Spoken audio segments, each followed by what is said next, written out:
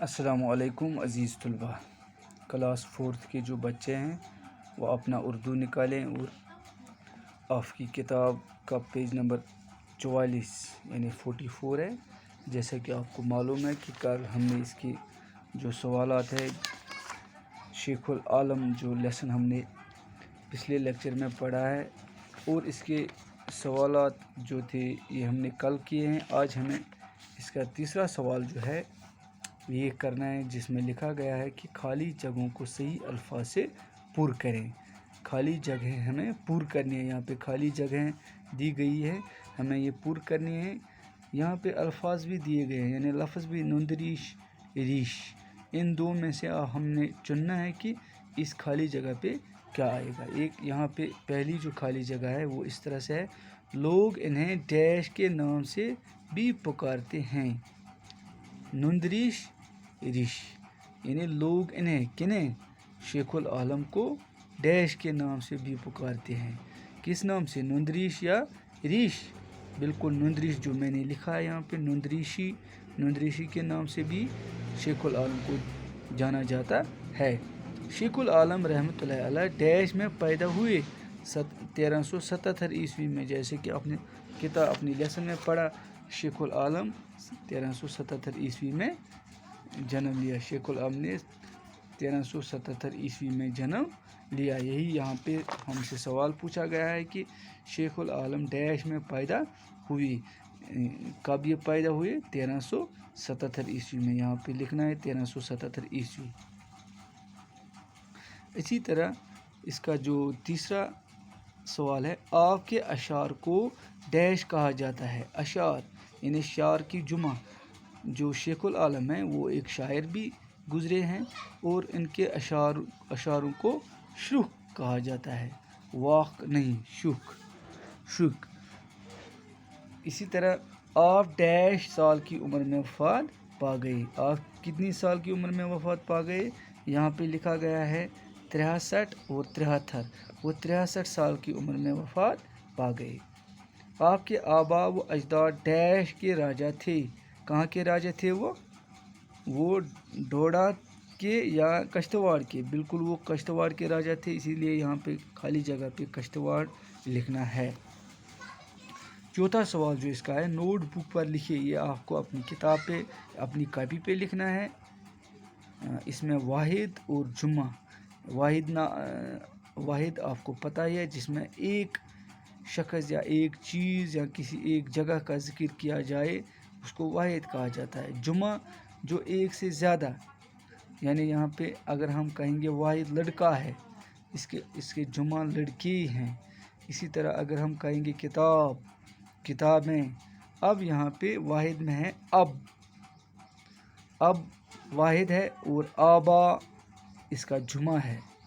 شعر واحد ہے، اشعار اس کا جمع ہے۔ لقب واحد لفظ ہے اور القاب اس کا جمع لفظ ہے۔ واحد یہاں پہ بھی واحد اور جمع۔ جد، اجداد، جد جو ہے واحد ہے، اجداد اس کی جمع ہے۔ ولی، اولیاء، عبادت، عبادات۔ اسی طرح یہاں پانچواں سوال جو ہے اس طرح ہمیں سمجھاتا ہے، اسم عام یا اسم نکرہ، یعنی اسم عام یا اسم نکرہ۔ اسم نکرہ کو ہم اسم عام بھی کہتے ہیں۔ اسم نکرہ سے مراد عام شخص، عام جگہ یا عام چیز ہوتا ہے، مثلا لڑکا، گاؤں، سیب۔ لڑکا یہ کوئی بھی لڑکا ہو سکتا ہے، گاؤں کوئی بھی گاؤں ہو سکتا ہے، سیب یعنی کوئی بھی سیب ہو سکتا، کیونکہ یہ اسم عام یا اسم نکرہ ہے۔ اس میں عام چیزوں کی یا عام جگہ کی یا عام شخص کی جگہ یہ ذکر ہوتا ہے۔ اسم خاص یا اسم معرفہ کی تعریف کیجیے۔ اب ہمیں اسم خاص اور اسم معرفہ کی تعریف کرنی ہے۔ ہم یہاں پہ بھی لکھ سکتے ہیں اسم خاص یا اسم معرفہ سے کسی خاص سے مراد، میم ری الف دال، مراد، یہاں پہ مراد ہے، سے مراد کسی خاص شخص، کاما خاص جگہ یا خاص چیز کے نام کو ظاہر کرتا ہے، کے نام کو ظاہر کرتا ہے۔ مثلاً یعنی مثال کے طور پر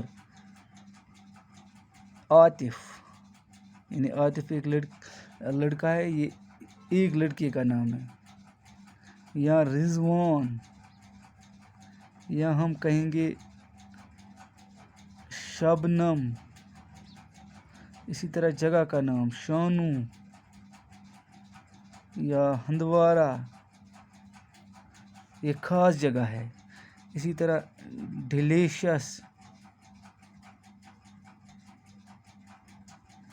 ڈیلیشس،